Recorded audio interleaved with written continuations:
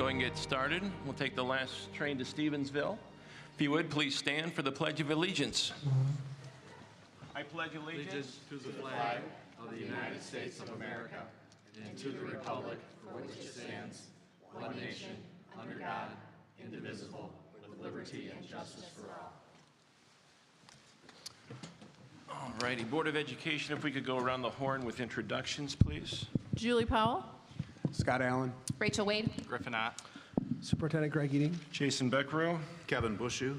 Bill Scaletta. Jeff Hannon. Okay, thank you very much. Item number 2 on our agenda tonight is approval of agenda. Board members, please take a look and let me know if you'd like any edits made. And if not, I will accept a motion for its approval. So moved. Support. All those in favor? Aye. Opposed, same sign. Hearing none, motion carries. Next, we'll look to the approval of consent action items. Again, please take a look through your packet. Let me know if you'd like any changes made. And if not, I will accept a motion for its approval. So moved. Is there support? Support. Do a roll call vote. Mr. Hannon. Aye. Mr. Scaletta. Aye. Mr. Bushu. Aye. Mr. Ott. Aye. Ms. Wade. Aye. Mr. Allen. Aye. And I vote aye as well. Ready, give them a list here. Next is communications. I have my packet here. Time for people who would like to address the board. I have our list. I'll read it, and I'll keep a running tally so people know when they're coming up.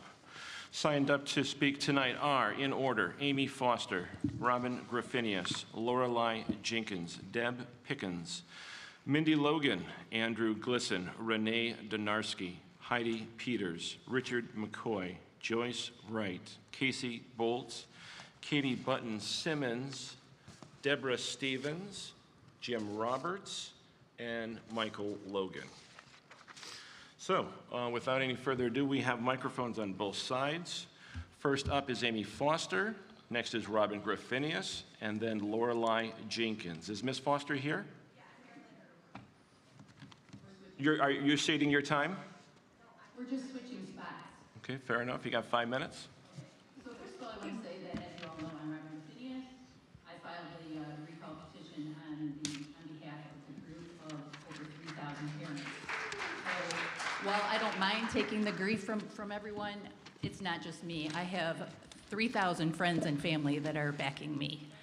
So I want to say that I appreciate the comments that Beckrow and Wade made. They were diplomatic in the paper, and I appreciate the prepared statement. I wish I would have had the opportunity to do the same. No one from the Palladium bothered to contact me or ask me any questions about anything that was written in that article, and there are so many false things in there that it's ridiculous. Starting with the primary reason on the petition, and I happen to have the petition right here with me, that I submitted with my signature, and this is a copy, that actually says the first reason listed for the recall is that there is a violation of the Lakeshore Board of Education bylaws by remaining in office beyond November 22nd. That's a state law. So while everyone's so concerned about the masking, and I don't really care if you like the masking or don't like the masking, or you think I'm crazy because I won't wear a mask, I don't care. The point is that the number one reason for the recall is that you're in violation of the state law. The state law that I also have here states specifically that members of the board of a general power school district shall be elected by the school board electors for terms of 4 to 6 years as provided in the school district's bylaws. Your bylaws state that your terms, I have that here too, right from your policy manual, right here, on November 11th, 2013, your bylaws state that your terms are 4 years. Therefore, all of you, even the 2 newer elected ones, are held to 4 years, and your terms will be up in 2014 or 2024, as Beckrow and Wade's terms are up in 2022.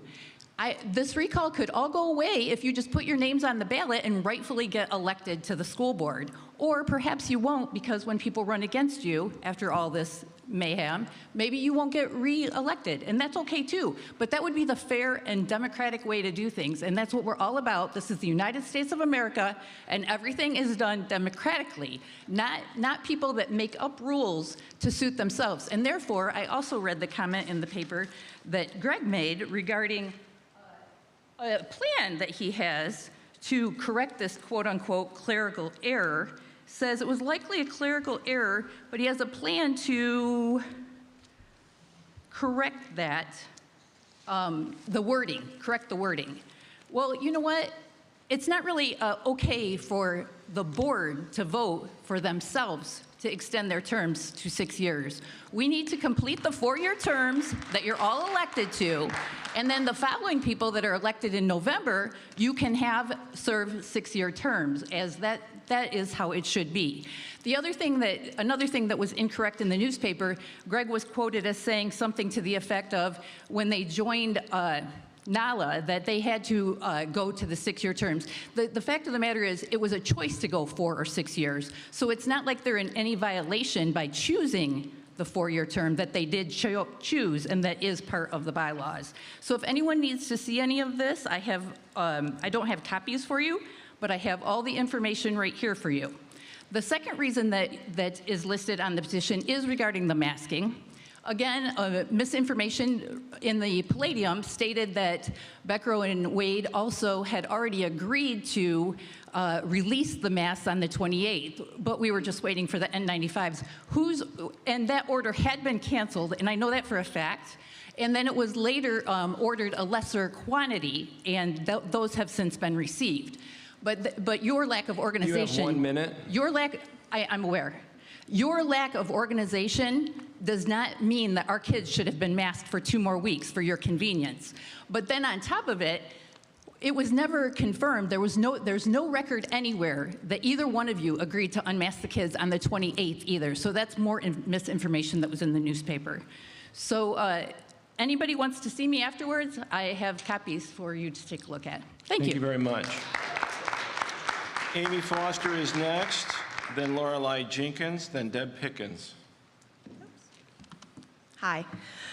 Thank you, Robin, for being willing to stand up for our kids and our rights as parents. We can never lose sight of Michigan Revised School Code 38010. It is the natural, fundamental right of parents and legal guardians to determine and direct the care, teaching, and education of their children. We are happy that our kids are finally free of forced masking, but I do want to point out once again, as I pointed out numerous times in writing and in person, that the school did not have to mask or quarantine our healthy children all year long. They chose to do that. It was a recommendation, and that's been in the paper as stated by Guy Miller. It was a recommendation since September when they ended the mandate. So that is a falsehood that's been perpetuated. I really just want the truth at this point. I do want to ask the obvious question: how did the media and government focus on COVID vanish overnight and get replaced with an obsession by war in the Ukraine? Even SNL is making fun of masking now. Does that seem strange to anybody? It does to me. The answer to that question is that continued masking was losing political value and was not polling well. That is the truth. What will the next crisis be that they want us to focus on to our detriment or the detriment of our children? That is why I'm still in this fight. I also want to talk about the elephant in the room, the recall. While it's not the easiest or most pleasant process, it is a necessary one when recourse for bad decision-making is needed. Basically, the process is for a person to submit a recall petition for an elected official, the wording has to be approved, signatures are then collected, and then finally, if all the requirements are met, the recalled official goes on the ballot against a new candidate. It is a necessary tool in the democratic process for citizens to be able to seek redress for actions and decisions of elected officials. No one has to hate anyone to think that a particular person is not right for a particular position or a job. It is fitting that so many teachers and staff are here. Perhaps this can serve as an important civics lesson for our children and your students.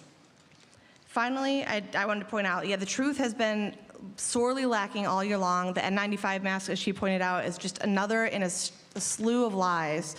And I am just asking for the truth. Thank you. Thank you very much. Up next is Lorelei Jenkins, then Deb Pickens, then Mindy Logan.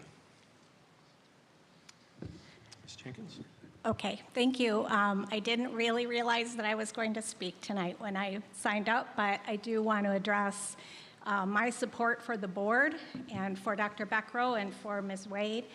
I believe that this is politically motivated.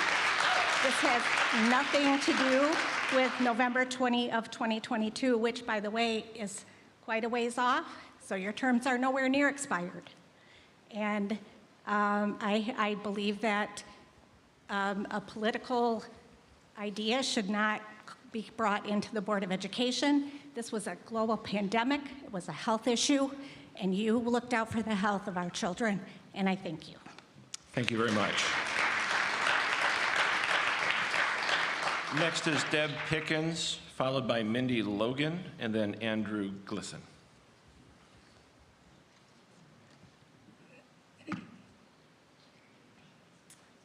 Hello, my name is Deb Pickens. We have an 8th grader at Lakeshore Middle School, and I just wanted to come tonight to show some support for Dr. Beckrow and Ms. Wade, as well as the rest of the school board and the school administrators. I am very strongly opposed to the ongoing recall efforts, and I'm very concerned about the damage they are doing to our district. Thank you. Thank you. Next is Mindy Logan, followed by Andrew Glisson, and then Renee Donarski. Ms. Logan?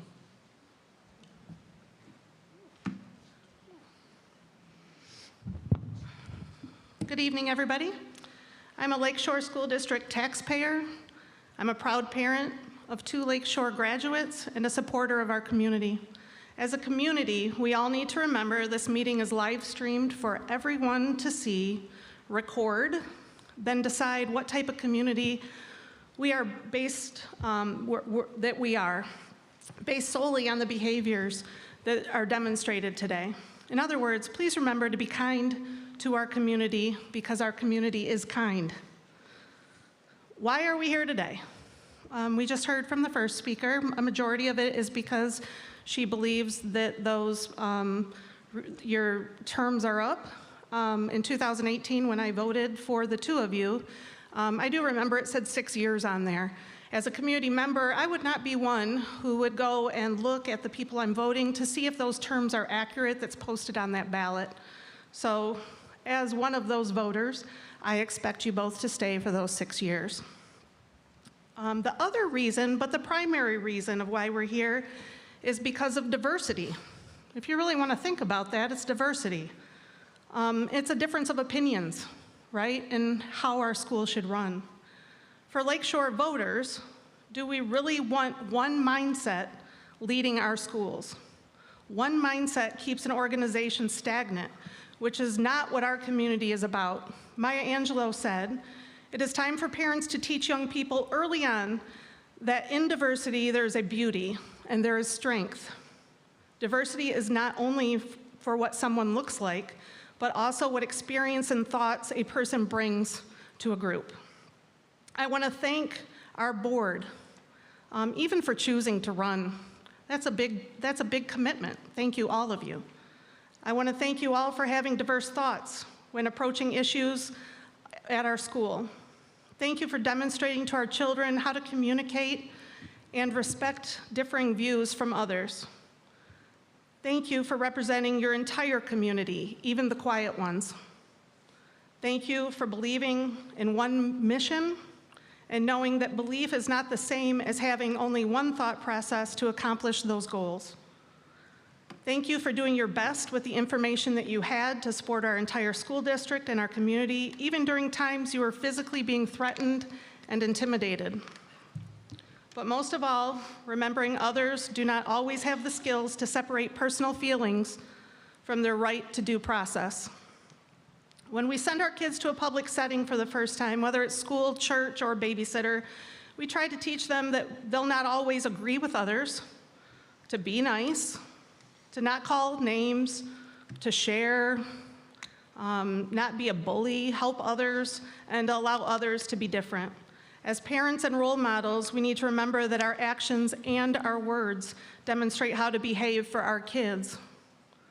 I would hope that those responsible for this recall embrace diversity, that they do not see people who look or have a different mindset as a threat, but more as an asset, that they do not abuse the power in which the process affords them or the jobs in which they hold just because someone does not look or think like them.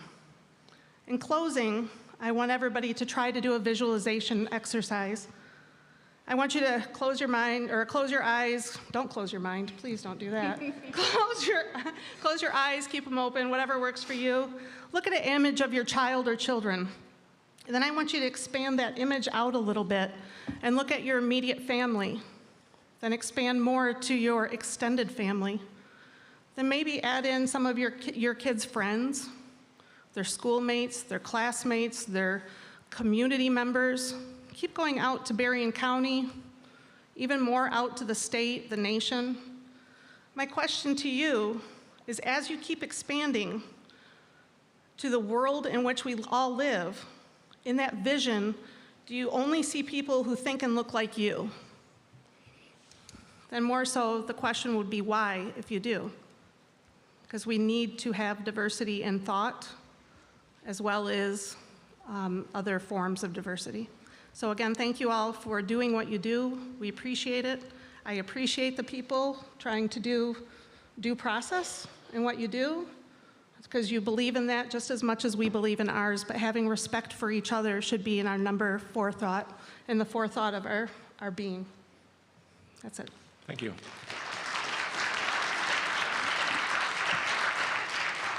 Next to speak is Andrew Glisson, then Renee Donarski, then Heidi Peters.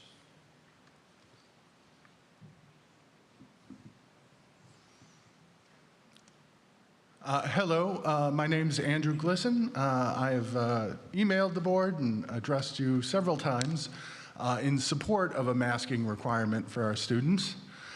When you decided to end that masking requirement last month, I thought it was appropriate. Recommendations had changed, guidelines had changed, our mitigation measures have changed, the virus itself has changed. And I thought it was perfectly appropriate to end the mask requirement at that time. I do wish the board had given teachers and parents more warning. I don't know that it needed to be 2 weeks, but I think at least a day would have been appropriate. Teachers have been through enough to have policy changes kind of sprung on them at the last minute and find out as they get to work. But that being as it may, I was glad that things have improved, and I was glad that we could drop the mask requirement. I know this has been a divisive issue, and there have been a lot of viewpoints, and it's been very difficult. We've all done the best that we can. And I think the one thing that united us was that all of the parents wanted to get to a point where things could get back to normal and we could focus on our kids' educations. Unfortunately, there's a small group of very angry parents who will not let it go. Even though the policy they objected to is gone, they're going to keep bringing it up, and now, as we all know, they're recalling 2 of our board members. And, I think it's awful that they're attempting to recall a practicing physician and someone who works with the United Way, people who just outside of the board have done so much to help our community. I think that's really a shame. I have to ask, is this the kind of community that we want, where you sue somebody or you recall somebody every time you disagree with every decision?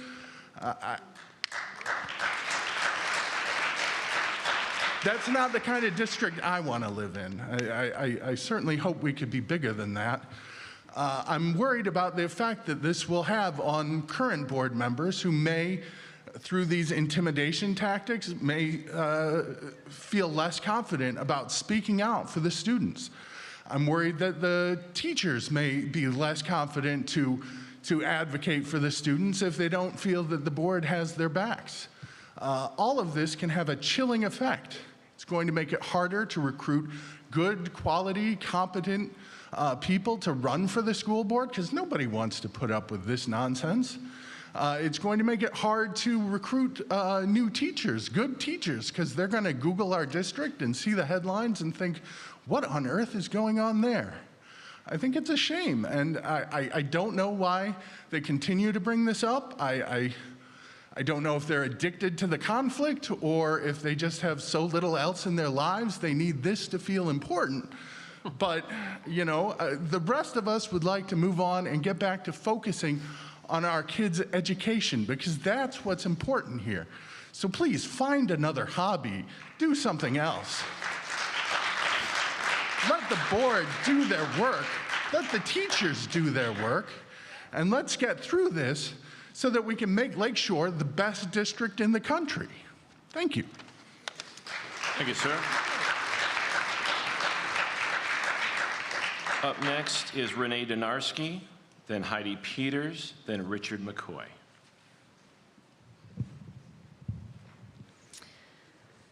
I'm here as a parent and a taxpayer. First of all, with regards to unmasking the kids last month, I can say that my own children's mental health has greatly improved. They seem to be so much happier. When asking them a couple of times in the last month about their friends and classmates, they believe everyone seems happier and that they have more joy and personality when not covered by a mask. So I thank you, and my children thank you for unmasking the kids. I just wish the timeline could have been a little bit different, at least for those who wanted it. My other concern at the last few board meetings has been that the high school always offers such a wide variety of one-hour electives in the course guide that end up getting cut due to the lack of teacher to cover the class in the industrial trades and industry department, which means kids are forced to select new electives that might not meet their interests. My son, for the third year in a row, just filled out his paperwork last week and signed up for CAD 2, automotive awareness, and small gas engines, the same classes he signed up for the last 2 years that were all cut. Again, this year, the options appeared in the course guide on the course selection sheet, and he believed from the guidance office presentation that the counselors felt certain that those classes would run because they felt a teacher would be obtained. So I hope this is the case. Lastly, a quote that sticks with me from the Board of Ed meeting last month in regards to COVID funding that I believe should be the board's goal on all topics of concern is that, quote, there needs to be meaningful consultation and collective agreement. I think this theory is important because then maybe we can garner reasonable compromises between the board, community members, and parents through open dialogue and in shorter amounts of time. Thank you. Thank you. Next speaker is Heidi Peters, then Richard McCoy, then Joyce Wright. Ms. Peters? Hi, I'm just here to show support. I appreciate everything the board has done. I know that two of your goals were to keep our kids healthy and to keep them in school, and I think that was accomplished. So thank you for your time and continue up the good work. Thank you.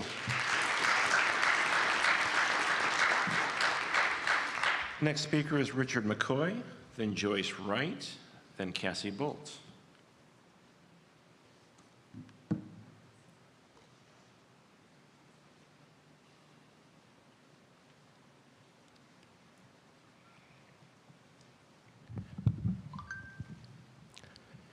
I can assure the gentleman that this is not a hobby. I can assure you that I have better things to do.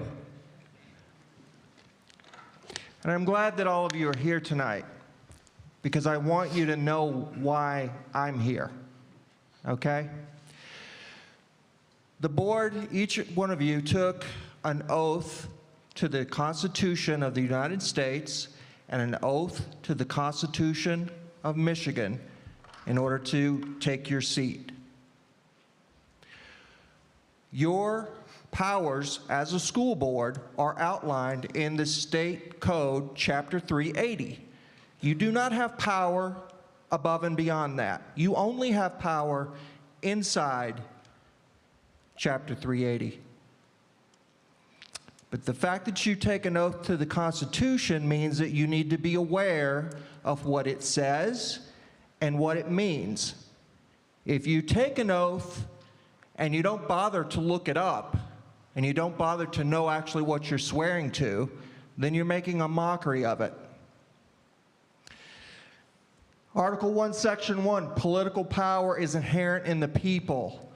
Article 1, Section 17, no person shall be deprived of liberty without due process of law.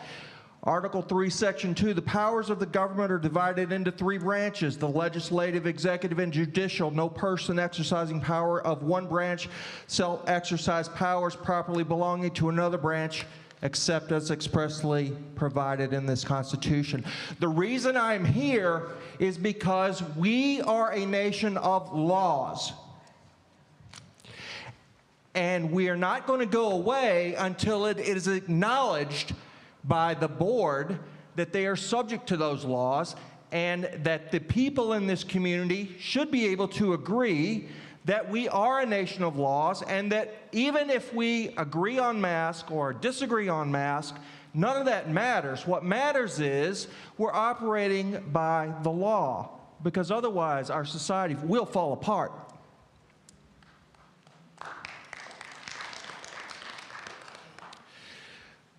And I really must wonder, have you read 380 section .10? That is the fundamental right of a parent to determine and direct the care, teaching, and education of their children. And it is done when the school board cooperates with the parents. You may not sit there as kings, because you are not. The law says you must cooperate. The law vests power in the parents. This is why I'm here. This is the only reason I'm here. Because we have had enough of executive branch overreach. If we are going to remain the home of the brave and the land of the free, then we're going to have to limit ourselves by what the law says. And you need to make an example. And if you have not bothered to research after months and months of me coming here, month after month, and telling you this, that you need to look at the law, if you're not willing to stand up and say, yes, you know what, you're right. We never had legal authority to do this. We never had legal authority to do it. Where's your legal authority? Because I have emails from Guy Miller to Greg Edding saying, these are recommendations. These are recommendations.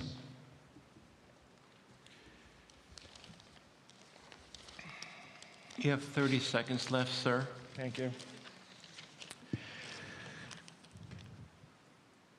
The Berrien County Health Department dropped their public health order on September 29th. On November 4th, Guy Miller emails Greg Edding to let him know that following Berrien County Health Department guidelines is a choice. On November 30th, another email from Guy Miller to Greg Edding reiterating that guidance from Berrien County Health Department should be considered as recommendations. Mr. McCoy, you're at time, but I will give you 30 seconds if you'd like to wrap up. So given that you knew, why do you keep telling people we mask you in order to keep the kids in school? Why? You answer that question and we will stop coming here and screaming at you every month. You don't answer that question and we will continue to come here and scream at you every month. We'll see you next month. Thank you, sir. Up next, Joyce Wright, followed by Cassie Bolt, and then Katie Button-Simmons. Is Joyce Wright here? We'll move on. Cassie Bolt. Cassie Bolt? Cassie Bolt, then Katie Button-Simmons, and then Deborah Stevens. It's bright in here tonight. It's nice to see so many faces. I've been coming to these almost regularly since the summer. I think I might have missed a handful. And after many long months of coming here and talking about basically the same topic, it is really nice to switch gears and actually talk about curriculum and the students' education, because contrary to what some believe, we do care about the education greatly. So we care deeply about many things with our children, and obviously education is on the top of that list as well. So I'm on the PTO board at Stewart, and the fourth grade teachers have asked us to pay for Mystery Science. It's a kit, they have kits that comes with hands-on science experiments for the class. I know my second grader has told me that he wishes they could do science experiments. Like, that's one of his things is like, I wish we could do science experiments at school. Like, he is loving school, especially with the masks off now, but that's a big one that he's always talked about. So according to a University of Chicago-led study, students who physically experience scientific concepts understand them more deeply and score better on science tests. Brain scans showed that students who took a hands-on approach to learning had activation in sensory and motor-related parts of the brain when they later thought about concepts such as torque or movement. Compared to students who only observed the action and they did not take the action group scored 7% higher, even though they had fairly matched grades on other quizzes in the quarter. So I don't know if hands-on learning is something that we can try to find some things that mesh with the curriculum or add or change, but it obviously has shown to be very beneficial for kids to have the hands-on experience to learn, and the students and the teachers are asking for this. As a PTO, we can't pay for a kit like that for the fourth grade, because then the third grade's gonna want it, the second grade's gonna want it, the fifth grade's gonna want it, and we only have so much money as a PTO. We can only fundraise so much. So I'm hoping that the district, the board, can look into maybe switching up our curriculum a little bit, making it better for the kids to learn, especially after the last 2 years. Some kids have fallen behind and they need to catch up. So if this can help them catch up, I think that it would be something worth looking into. So I was also going to mention, obviously my kids are very happy that they don't have to wear a mask. It has been a big change. I've been in the school. It's been amazing to see. And I talked to my daughter's speech therapist when I was in the building the other day and asked her how my daughter was doing, and she said that she had been meaning to call me, but she's been so busy because there's been an influx of new speech kids since the masks became optional. She said once the kids' faces were visible, teachers were noticing that the kids were pronouncing words wrong and sending them to speech. So she was too busy to get back to me. So she was glad she saw me in the building to get that ball rolling for my daughter. But as much as some people would like to think that the masks caused absolutely no harm and they were fine and they protected kids, it's just not the case for every kid. Some kids really were negatively impacted. And now is the time to look toward the future and figure out how to best help those kids and get everybody caught back up and having the very best education possible. Thank you. Thank you. Next is Katie Button-Simmons, then Deborah Stevens, and then Jim Roberts. All right. Hi, everybody. So mostly I'm here because I wanted to express my support for the board, particularly Dr. Beckrow and Ms. Wade. So I have just started attending meetings since the summer, and I have watched the entire board repeatedly be very patient, listen to everybody's comments, consider everybody's opinions when they're making their decisions. And I think that's something that we should, as a community, support. I think that we need a diversity of opinions, and that singling people out for one vote is not a good plan. And I'm kind of ashamed that that's happening in our community. So I would like to say that one of the reasons that I started attending school board meetings and put my name up for the board earlier in the fall was that I am really interested in STEM education, particularly for younger kids. And during my master's program, that was something that I worked very deeply on. And my kids are too young. I didn't even realize that at the elementary level that we don't really have much of a hands-on program, so thank you for sharing that. And if there is interest in it, I would be happy to help to share some of the research that I was involved with while I was working on my master's, looking at different programs that were later adopted at Vicksburg, which was the school I worked with, which is also in Southwest Michigan. We looked at a lot of different programs, and they ended up being very happy with the one they chose. So actually, I don't really know who to address that comment to, but if we're going to start something to get that kind of curriculum in the district, then I would be very happy to help with it. And I would like to thank you guys for your work and tell you to keep up the good work. Thank you. Thank you.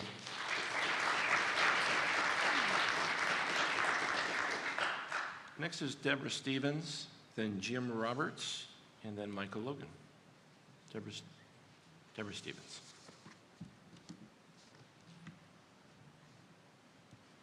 And if she's here, Joyce Wright, I'll circle back. I'll give a second call for Joyce Wright to be on standby. But go ahead, Ms. Stevens, the floor is yours. I also just want to start with, it's great to see so many people here. I've been coming to these, I think this is my 23rd board meeting in the community. And I didn't know how any of this stuff worked before I started coming to meetings. I was never involved in politics or school boards or anything. I guess what brings me here in general is I have a son, and he's 19, and he went to Bridgman. His teachers highly encouraged him to receive the vaccination that I disagree with. We had talked about it, kind of about waiting, give it a couple years type of thing. But he was very motivated to go get the shot. And I think he was 18, so it was his choice. He still wears a mask every day. He's in college. Even when we go out to eat, he'll wear the mask, and that's fine, even though he's got the vaccine. So I understand where everyone's coming from. We're all here out of a concern for our children and the community, and we all want what's best. And I'm tired of everyone fighting against each other because it's not about each other. I get mad and passionate because I'm passionate about the children, and I've heard stories of kids that have passed out. I think it was at this school.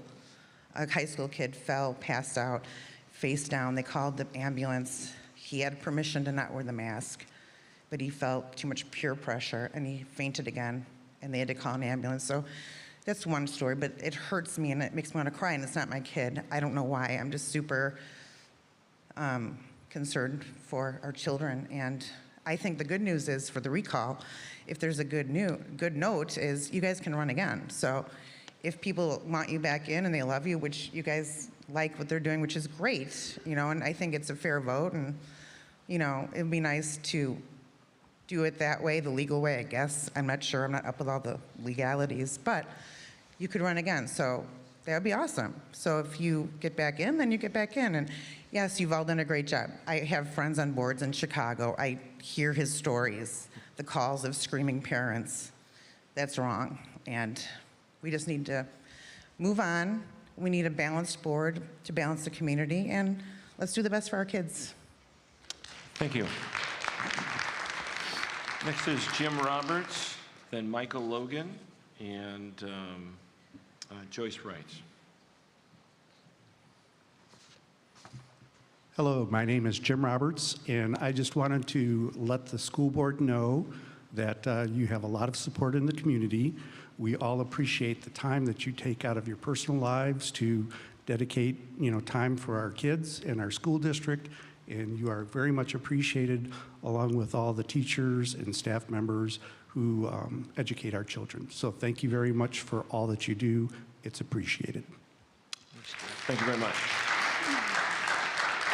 Michael Logan is next, and then if she's here, Joyce Wrights. Thank you, Dr. Beckrow. My name is Michael Logan. My wife, Mindy, spoke earlier. There are 509 high schools in the state of Michigan. The Lakeshore School District is in the top 15% of those high schools for the last 22 years. There are 27,000, almost 28,000 high schools in the United States of America. Lakeshore School District is in the top 30% of all the high schools in the entire United States every year for the last 22 years. I say that because that's not a fluke. These school board members had a precedent that was set for them that they tried to live up to, and they've done a fantastic job so far, and they'll continue to do a fantastic job, as I said at the last board meeting. Specifically, Dr. Beckrow and, what's your name again? Rachel Wade. Oh yeah, Rachel, sorry. They volunteered to do this job. You all have options, and my tone's a little different than it was last month. If you vehemently disagree with the decisions that they've made, which are in the best interest of the community and the school district, and your children, if your children attend the school district, you have options. You have homeschool, you have virtual. You can remove your kids from the school completely. They have a fantastic homeschooling system in Southwest Michigan. You have other options, as opposed to coming before the board and representing your community and hurling insults and threats at the school board. That accomplishes absolutely nothing. You're accomplishing nothing. They're doing a fantastic job. They always have, and they will continue to do a fantastic job. And for what it's worth, every single one of you sitting on that board have my support and an unbelievably large number of people in the community that support you. So thank you again for the job that you do. Thank you, sir.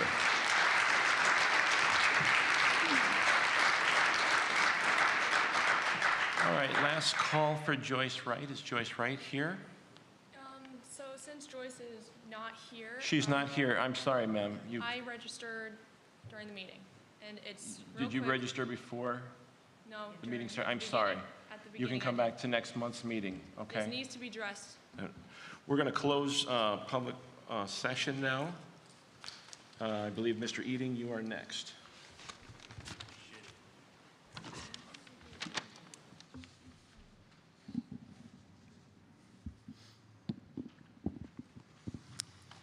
Thanks.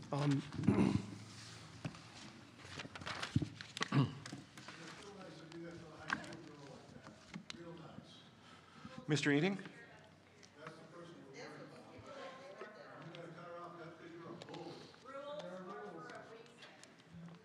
Okay, go ahead.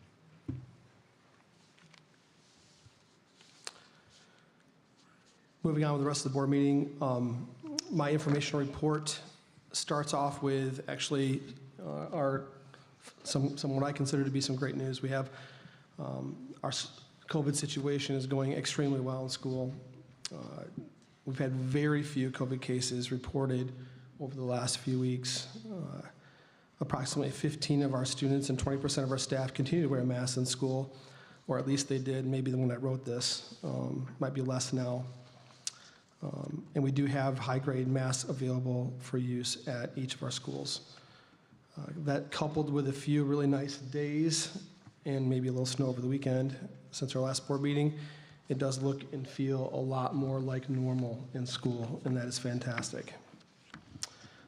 Personally, I've been able to get into each school and spend actually considerable time with students and staff this month.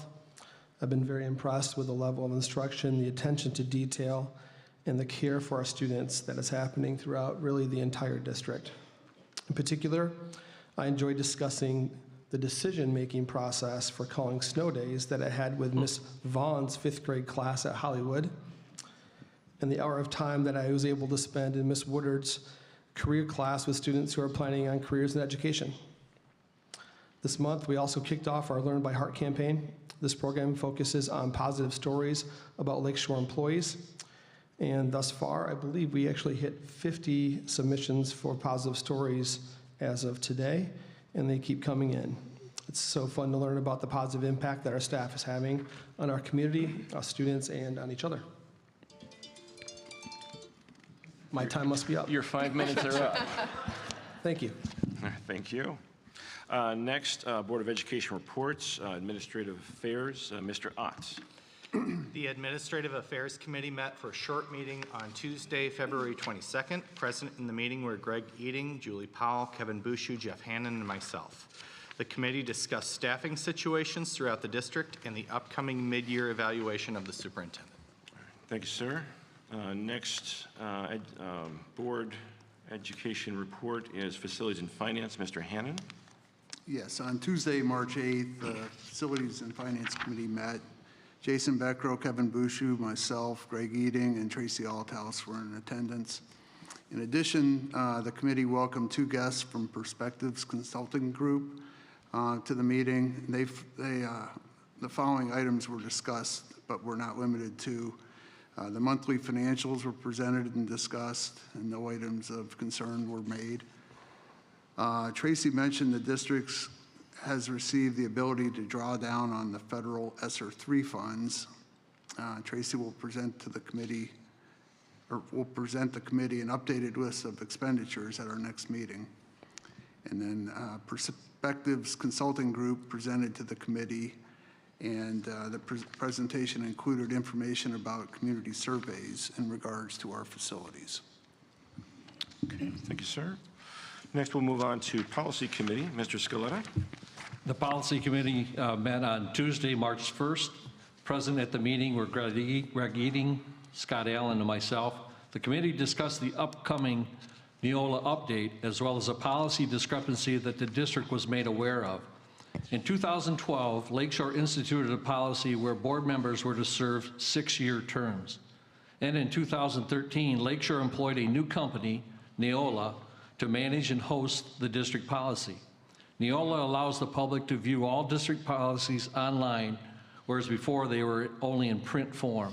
So during the 2013 shift to Neola, the policy for school board terms was transferred incorrectly.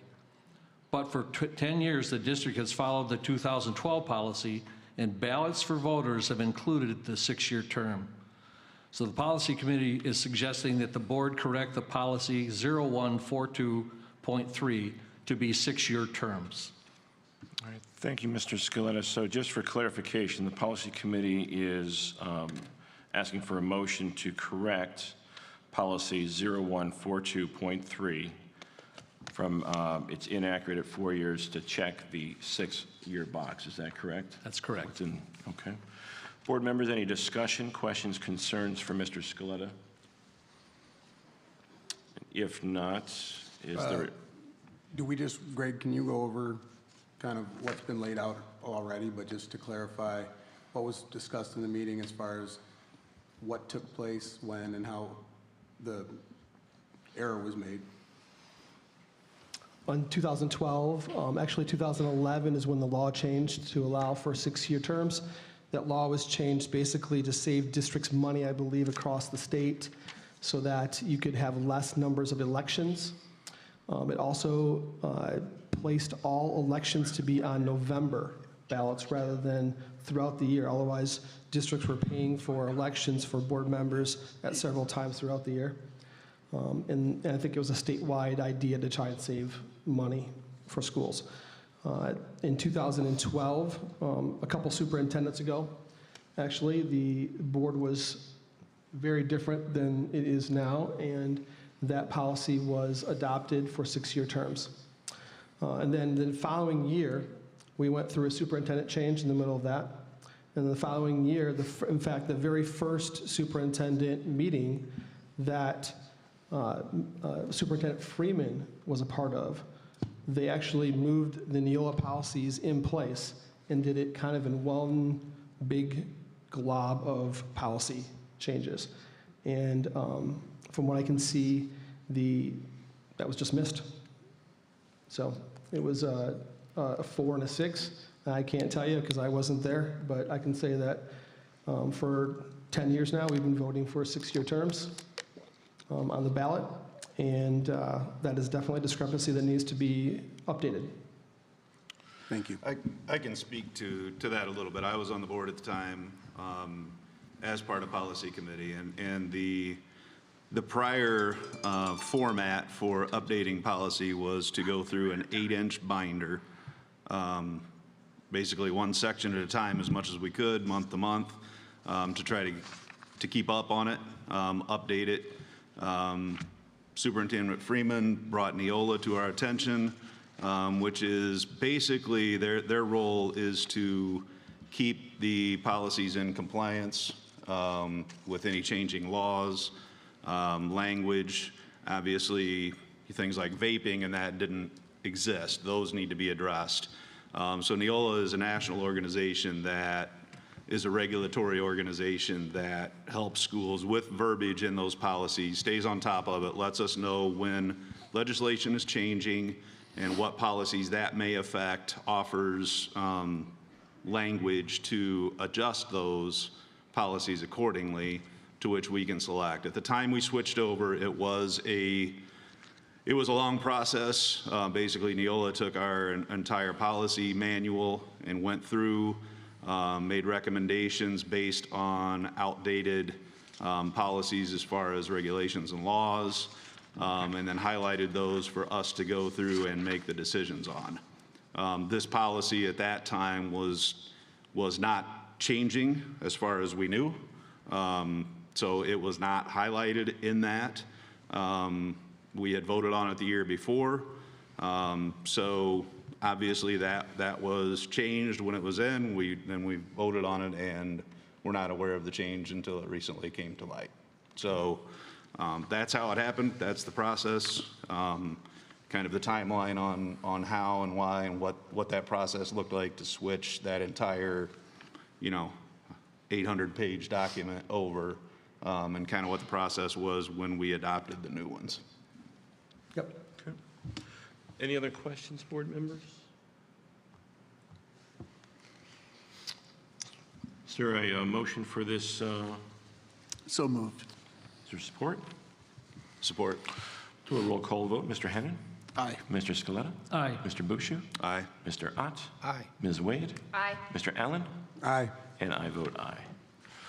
We'll move on then to next is sub-teacher change requirements. Mr. Eading, I believe that's back to you. Yes, I'm going to read through this, but it's really a change that the legislature made for a short-term option to utilize any school employee as a substitute teacher as needed. Obviously, some people have much more higher qualifications than others, but this policy, because local districts across the state have a very high number of sub-issues. So in December, Governor Whitmer signed House Bill 4294, which makes temporary changes to the requirements necessary to serve as a substitute teacher. The legislation amends MCL 380.1233 to provide districts with the ability to expand the potential pool of substitute teachers. The revisions to the statute are only in effect through June 30, 2022. So it only goes through the end of this school year. The temporary addition to the statute allows the school board to employ an individual without a certificate or permit and who does not meet the other legal requirements to be a substitute teacher in certain circumstances. Through June 30, 2022, a board may employ an individual as a substitute teacher if the individual has a high school diploma or high school equivalency certificate and the individual is employed by or works at the school district. The individual's salary for his or her work as a substitute teacher may not be lower than his or her existing salary. If the individual's current salary is lower, the district must raise the individual's salary for his or her work as a substitute teacher to an amount equal or greater than the salary of a substitute teacher. The proposed resolution is included in the packet. And again, this is a temporary situation, and I will say that our substitute situation seems to be a little bit better than what it was earlier this year, which is nice. Okay. Board members, again, any discussion, questions, concerns? Just a quick question for clarification. So will these folks, for example, a parapro who may be working in the school, need to register through the staffing organization that we use for the substitutes No, as we can well? actually pay them right through our own payroll. Okay. Instead of using that system. I So it'd be believe. handled internally. Some people are in both systems, actually. Okay. So, Anyone else? Is there a motion for this agenda item? So moved. Support. Let's do a roll call vote again. Mr. Allen? Aye. Ms. Wade? Aye. Mr. Ott? Aye. Mr. Bushu? Aye. Mr. Scaletta? Aye. Mr. Hannan? Aye. And I'll vote aye as well. And we're back to Mr. Eating with superintendent recommendations. yes, on an annual basis, the school board takes action concerning participation in the Schools of Choice program. Tonight, I'm recommending that we continue our participation in the program on a limited basis. I ask the board to give the administration the authority to determine the numbers at each grade level as the enrollment projections for next school year become clear. Okay. Discussion board, or is there a motion? Continuing the same strategy that we've used historically with this as far as... Basically, we assign a certain number of students that are available, open at each grade level, and then as schools of choice numbers come in, we actually do a lottery system if the number of students is higher than what is allocated by our admin team. To fill out sections. And, Right. yep, okay. So moved. Support. All those in favor? Aye. All right. Return to learn plan. No big changes. Basically as is. The only change actually is since the CDC has removed the requirement of masks on buses or vans to eliminate that part in the plan. Okay. Discussion, board members? So moved. Support. Do a roll call vote. Mr. Allen? Aye. Ms. Wade? Aye. Mr. Ott? Aye. Mr. Bushu? Aye. Mr. Scaletta? Aye. Mr. Hannan? Aye. And I vote aye. And Administrator Director contract renewals. Yeah, it's that time of year where we do contract renewals. So I recommend that the following administration directors be employed for the 22-23 school year. Julie Powell, Tracy Althouse, Jeff Yocksetter, Jason Holock, Greg Younger, Susan Toothman, Allison Aaron, Natalie Maserata, Rachel Kinsel, Samantha Lantis, Pam Gryffindorf, Nick White, Stacy Steffes, and Chris Cordmine. Okay. So moved. Support. Roll call vote. Mr. Hannan? Aye. Mr. Scaletta? Aye. Mr. Bushu? Aye. Mr. Ott? Aye. Ms. Wade? Aye. Mr. Allen? Aye. And I vote aye. Just want to say there's just a lot of outstanding names. We just have an incredible, incredible administrative team, so. Thank you. Agree. Moving on, we have a middle school social studies curriculum purchase. We're requesting that the board approve for the proposed middle school social studies curriculum by approving the purchase of materials from McGraw-Hill in the amount of $63,056.99. I would think if anybody had any questions about the material, we have Ms. Powell here. And that material is in the board packet, board members, if you want to take a look, if there's any discussion. So this is both digital and physical components, correct, Julie? Yes, yes. Sweet. And Julie, we did was something similar for math.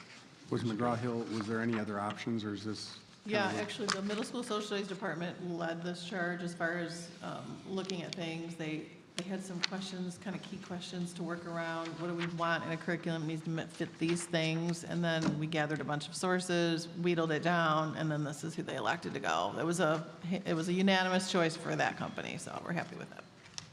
Okay. Any further discussion, board members? Is there a motion for this approval? So moved. Support. Roll call vote. Mr. Allen? Aye. Ms. Wade? Aye. Mr. Ott? Aye. Mr. Bushu? Aye. Mr. Scaletta? Aye. Mr. Hannan? Aye. And I vote aye as well. And I think we're on to overnight trips.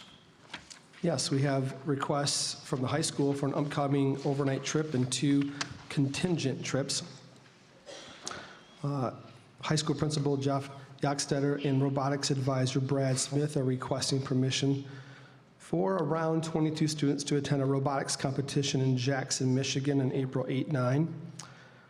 If they qualify, they move into the state competition in Saginaw, Michigan on April 13 through 15, and hopefully also move on to the world competition in Houston, Texas on April 20, 2022. That would be pretty exciting. So this is for overnight trips. They just took second this weekend, didn't they? They did take second this past weekend, which is awesome. Yes. It was a big competition. I don't remember It how many was, and we're going to need teams to were have there. them come in and do a presentation when their season is over. I think we need to see that robot in action. It's nice to be discussing these kinds of trips. Yeah. Go ahead, Jeff. Did you So moved. So moved? Support. All those in favor? Aye. All right. Just on the overnight trip situation, we have a couple of trips that are happening soon. We have the band heading down to Disney World for their trip coming up this coming week. And then we also, I think on Wednesday, have a small group of students heading to Germany for an extended trip in Sister school. Germany. So I'm pretty excited about that.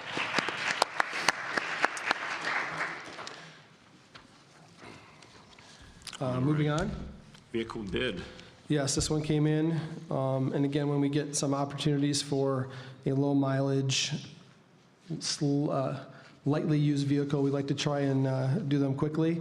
I know this was a bid that actually came in late last week for a used 2019 8-passenger van for transportation, including special education students, in the amount of $36,888 from Siemens Ford in Bridgman. Operations Director Nick White recommends accepting this bid. Okay. Any discussion from board members? Is this replacing an existing van or just I don't supplementing? think so. I believe it's an additional purchase, and I think they've been looking for more vans and to add to that fleet, for sure. Okay. So we have two went out to auction, so these are replacements. Thank you. So moved. Support. We'll do a roll call vote. Mr. Allen? Aye. Ms. Wade? Aye. Mr. Ott? Aye. Mr. Bouchou? Aye. Mr. Scaletta? Aye. Mr. Hannon? Aye. And I'll vote aye as well. All righty. I think that takes us to the end of our general business. We are in just a few seconds going to vote to go into closed session for Mr. Eating's mid-year evaluation. Effectively, we're going to fill out Mr. Eating's report card. You are welcome to, we're going to go into closed session. I project will be at least a half hour and maybe closer to an hour. When that is done, we'll come back here and We'll end the meeting then. we'll end the meeting then. But we'll have to do that openly. You're welcome to So, stay. Most folks choose to leave at this time, so Thank you. thank you all for coming. We have to, Jason, we have to make a motion to go into closed session. Semantics, we do have to make a motion. So is there a motion to go into closed session? So moved. Mr. Hannon and Ms. Wade will do a roll call. Mr. Allen? Aye. Ms. Wade? Aye. Mr. Ott? Aye. Mr. Bouchou? Aye. Mr. Scaletta? Aye. Mr. Hannon? Aye. And I vote aye. All right.